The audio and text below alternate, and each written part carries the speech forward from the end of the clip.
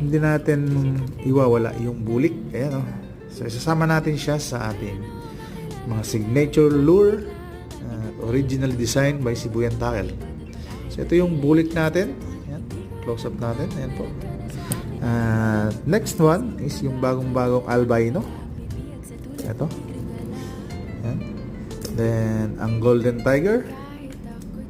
And then ang tetra. Yung zombie natin. Ayan po, yung zombie lure.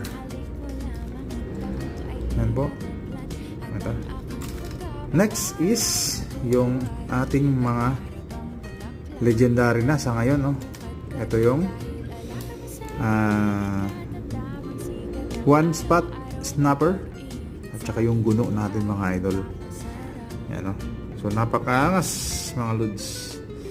So available lahat yan sa ating shop.